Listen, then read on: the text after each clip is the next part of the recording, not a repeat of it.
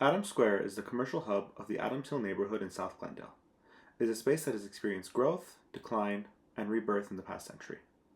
In this video, we will be assessing Adams Square as an urban environment, evaluating how it has changed over time, how its layout and design function today, and how its spaces are used by the community.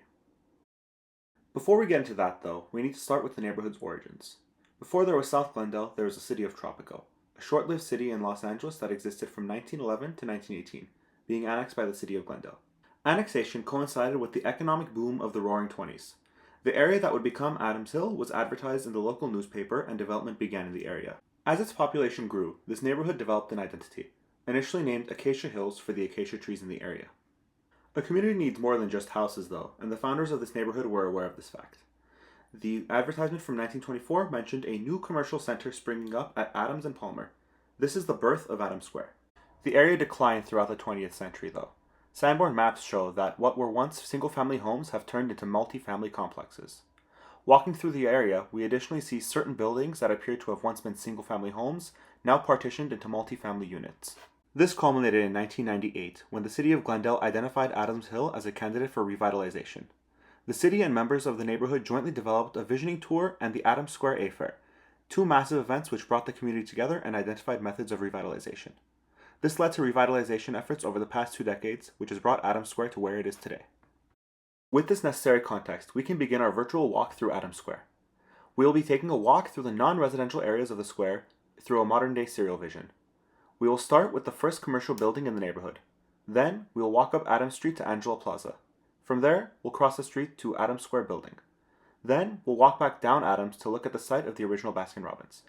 Finally, we'll end our walk at the Adams Square mini park. As mentioned before, we see word of a new commercial center springing up at Adams and Palmer to serve the growing community. The building in question was constructed in 1924 with 4 units. This building is still in operation 100 years later. The space currently houses a grocery store, a currency exchange service, a graphic design studio, and a cafe. This part of the neighborhood is green, comfortable, and full of art. Much of this is thanks to tactical urbanism efforts in the past 2 decades. Trees and awnings were added in the early 2000s to provide shade. More recently, utility boxes were painted in 2022 to turn them into charming art pieces. And just this past August, traffic street calming measures were implemented in the intersection surrounding this building, which extended the curb and turned the crosswalks into an art piece. The area isn't perfect though, with narrow sidewalks limiting mobility and street parking obstructing appeal and visibility for those not in front of the building. The coffee shop brings the most traffic to the neighborhood and truly helped turn this node in Adams Square from a space to a place. They have placed tables, chairs, and a bench on the sidewalk for people to sip their coffee outside. Additionally, their utility art box is a community piece, with markers for passers-by to contribute pieces of themselves to the neighborhood. Consequently, many people sit in and around the cafe to do work, read books, or just talk with others. Besides this though, people do not really utilize the space. This makes sense, given that the other establishments do not attract use beyond a simple transaction, and at the end of the day, it is a sidewalk with seating for a cafe. Walking up the street, we end up in Angela Plaza. The earliest record we have of this space is in 1931, where this land housed a gas station, per an advertisement in the local newspaper as well as a Sanborn map. There is limited information on this area's history beyond this though. What we know for certain is that by the early 1990s, this space occupied an underutilized shopping center.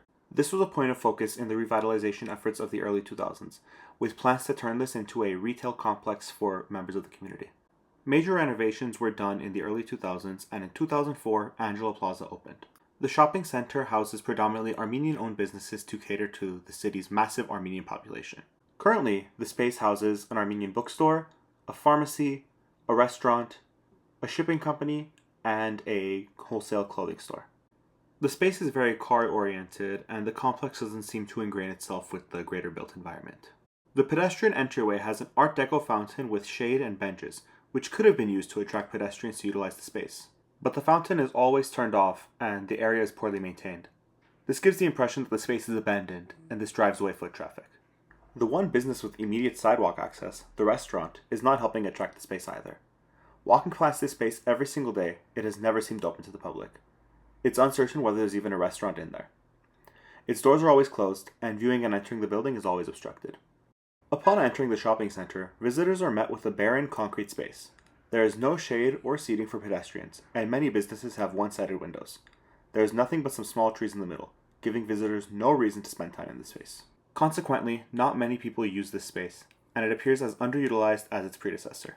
This is a shame, especially when considering the bookstore is a cultural institution for the local Armenian community that would have greatly benefited being in a user-friendly environment.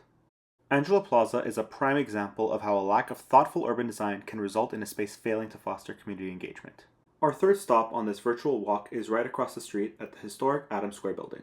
The Adams Square building was constructed in 1928 by Morgan, Walls & Clements, an architectural firm that is known for designing many Art Deco buildings in LA, such as the El Capitan Theater, the Wiltern, and the Citadel Outlets. This Art Deco building was set up with 4 businesses on the ground level and a ballroom on the second floor. As the building's name suggests, this was historically the commercial core of Adams Square, housing establishments such as a market, a post office, and a restaurant, among other things.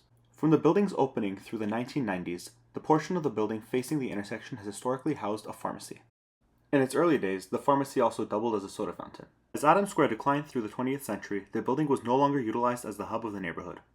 As revitalization efforts began, a major goal was to restore this historic building to its former glory. City design guidelines revealed that Glendale had plans to renovate the building and open storefronts on the southern end facing Park Avenue. The building took a slightly different path though. The building saw restoration and awnings were added. Later, the sidewalk was widened and greenery, tables, and chairs were implemented. This makes the space very comfortable and very pedestrian friendly. The southern end of the building was not purposed into storefronts though, and the building was partitioned into 2 units. The side facing the intersection has become a small library largely catering to children. The northern side facing Chevy Chase Drive is now the offices of Neighborhood Legal Services, a nonprofit that provides assistance to the socioeconomically disadvantaged. While this space is comfortable to users, there simply is not enough of a reason for visitors to come to this area. While a legal services office is an important part of a community, placing it in a central hub that lacks other places to visit limits this area's potential as the heart of a neighborhood square. And while a library is a place we would expect to bring foot traffic, it simply isn't compelling enough when it caters towards children and sits in an island of other underutilized places. Consequently, the primary times the space is used is when the library hosts one of its many educational events for children. So the historic core of Adams Square was repurposed to become a provider of social services, which comes at the expense of a user-oriented space. Our next stop takes us back down Adams Street to the site of the original Baskin-Robbins. Per the LA County Assessor, we can see that the building was constructed in 1924, but there is limited information on what the building itself contained. The earliest concrete record we have is in 1945, when Snowbird Ice Cream Shop was opened by Irvine Robbins, which later became the international ice cream chain Baskin-Robbins. Over the next few decades, the unit continued to occupy various ice cream shops, which were frequently visited by local residents until 2007, when Adams Kebab House opened its doors. Adams Kebab House filed its permits as, and initially was, a counter-service restaurant serving Armenian kebab. Since 2015, though, they appear to solely operate as a private catering company, with their doors shut and window blinds down at all times. The other establishments in this area are a breakfast and lunch restaurant and a florist. In contrast to the kebab shop, these units are definitely attempting to make the area more appealing to pedestrians. The florist has covered its storefront in flowers, and the restaurant has added seasonal decorations and outdoor seating. Despite their best attempts though, this area is sparsely used by the community. The kebab house is constantly loading orders onto delivery cars, which obstructs the sidewalk and crosswalks. The obstructed walkways are where most people would enter this area, since we expect most people to be in this part of Adams Square. Additionally, things like large visible trash bins and toppled Pepsi machines on the sidewalk make the area far less appealing. So while this building has great potential to be a vibrant part of Adams Square, connecting the northern and southern ends, it currently falls short due to a lack of cohesive pedestrian-friendly features. Our final stop is the contemporary core of Adams Square, the Mini Park. The earliest records we have of this land is in 1936, when a gas station was opened in this space. As was popular during this time, it was built in the streamlined modern style. Since the 1980s, the gas station has been out of use, but the structure has remained standing in the neighborhood. A building was eventually opened in the parcel facing the street, which became an Armenian restaurant. A figure ground elucidates the sheer amount of empty space surrounding the gas station. During the revitalization period, this was identified as a place for a new development. It was eventually decided to open a mini park in this space. For context, Glendale has been creating a series of mini parks around the city since 1987 as a way to provide accessible patches of green space in all of Glendale's neighborhoods. Today, Glendale is home to 10 mini parks. As part of making the park, the city used eminent domain to acquire 2 housing units and the aforementioned Armenian restaurant. During the park's development, there was a fierce debate over the fate of the historic gas station. Some argued that the gas station was integral to the character of the neighborhood and it should be preserved, while others thought that it was costly and takes up space that could be used as a playground. The community of Adams Hill rallied behind saving the gas station, which culminated in adding the gas station to the Glendale Register of Historic Resources. After a long battle over the gas station, the Adams Square Mini Park opened in 2007. This space is filled with greenery, has ample shade and sunshine, seating all throughout, a small playground for children, and the gas station at the core of it all. The gas station was repainted during the park's construction, and the interior is now a revolving art exhibit.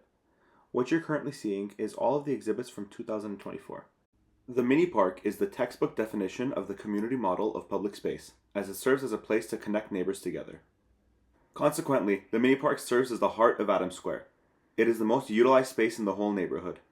Users can be found sitting and chatting, children playing in the playground, and people walking their dogs. Moreover, the Adams Hill Neighborhood Association hosts many community events at the mini park every single year, ranging from art receptions to art in the park and Christmas caroling. The mini park is a successful example of shaping the built environment, turning an abandoned gas station into the new life of a neighborhood. After taking our virtual walk, we can identify some larger points of improvement in Adams Square. There is a lot of untapped potential in this area, especially as it relates to the historic core of the square. Revitalization efforts in the historic core fail to adequately compel the community to engage with that space, and the southern end of Adams Square filled that vacuum. This has effectively moved the definition of Adams Square from Chevy Chase and Adams to Palmer and Adams. Second, the choices of certain businesses are questionable when there are such few commercial establishments in this area. Most of these businesses are valuable additions to a community, but when there are such few opportunities to garner foot traffic and it consists of establishments like a shipping company and a graphic design studio, it limits the square's potential. Third, the historic and current commercial cores of the square are disjointed by homes. While this isn't inherently a problem, it exacerbates the rift when the northern end lacks to garner attention and the connecting area fails to inspire use. Interestingly, Adams Square is primed for change in this regard. Here is a map of how the area is currently being used, with residential buildings in red, commercial buildings in blue, and public use in green. Yet this is how the neighborhood has been zoned by the city. Turning just a few of these into facilities that garner foot traffic could bring Adams Square into one homogeneous hub, though this would come at the expense of homes, something in tight supply in Glendale and Los Angeles as a whole. Lastly, as mentioned before, many businesses seem to conceal themselves. This is especially true in the kebab house, the design studio, and the restaurant. This gives the impression of an abandoned area, which discourages engagement with Adams Square. In summary, Adams Square is a fascinating neighborhood with a unique history. It has undergone a substantial revitalization from the turn of the century, which has helped foster a lively community hub. A more unified vision for Adams Square could elevate it further. This would involve fostering pedestrian-friendly environments, attracting businesses that encourage foot traffic, and enhancing the visibility and accessibility of existing establishments. Adams Square demonstrates that neighborhoods are living, evolving entities. With continued community involvement and a focus on intentional design, it can fully realize its potential as a dynamic, inclusive hub for South Glendale.